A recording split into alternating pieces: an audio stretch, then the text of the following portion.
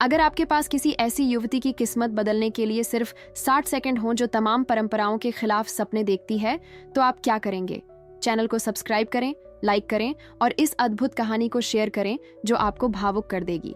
कल्पना कीजिए 17 साल की एक लड़की प्रिया, जो राजस्थान के एक छोटे से गांव में रहती है, जहां सुनहरे पहाड़ रेगिस्तान से मिलते हैं और जहां का हर पत्थर सदियों पुरानी परंपराओं को समेटे हुए है। वह हर सुबह 5 बजे उठती थी, लेकिन अपने सपनों के मुताबिक पढ़ाई करने के लिए नहीं, बल्कि अपनी माँ की मदद से पूरे परिवार के लिए नाश्ता बनाने में। उसके हाथ, जिनमें किताबें और कलम होनी चाहिए थीं, भारी बर्तन और कढ़ाई उठाते थे और उस सदियों पुराने घर का मिट्टी का फर्श साफ करते थे जहां उसकी परदादी का जन्म हुआ था। प्रिया का एक सपना था जो थार रेगिस्तान के सूरज की तरह उसके सीने में जल रहा था। वह मेडिकल की पढ़ाई करना चाहती थी। वह अपने परिवार की पहली महिला बनना चाहती थी जिसने विश्वविद्यालय में कदम रखा हो। वह अपनी माँ द्वारा जोर दी गई रंग बिरंगी साड़ियों की बजाय सफेद कोट पहनना चाहती थी, लेकिन उसके गांव में इस सपने को 5000 साल पुरानी हिंदू परंपरा के विरुद्ध ईशनिंदा माना जाता था। भारतीय संस्कृति, खासकर प्रिया जैसे ग्रामीण इलाकों में, उन पवित्र स्तंभों पर टिकी है जिन्होंने सहस्राब्दियों से समाज को थामे रखा है। जाति व्यवस्था हालांकि आधिकारिक तौर पर समाप्त कर दी गई है, फिर भी पारिवारिक बातचीत में दबी हुई आवाज में दबी रहती है।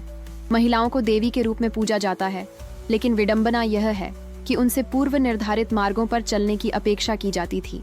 18 साल की उम्र में तयशुदा विवाह, 20 साल की उम्र में बच्चे और अपने पति के परिवार के प्रति पूर्ण समर्पण।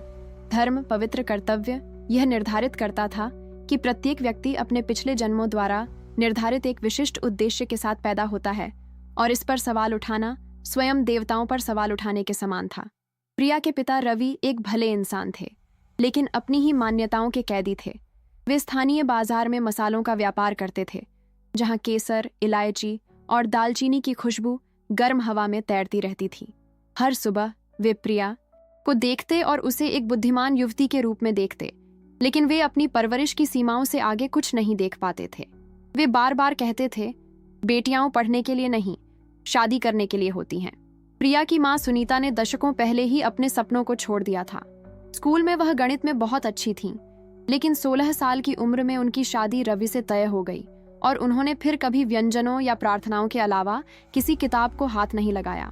अब अपनी बेटी को अपनी जवानी की चमकती आंखों से देखकर उनके दिल में एक खामोश दर्द सा महसूस हुआ। वह प्रिया का साथ देना चाहती थीं, लेकिन उन्हें डर था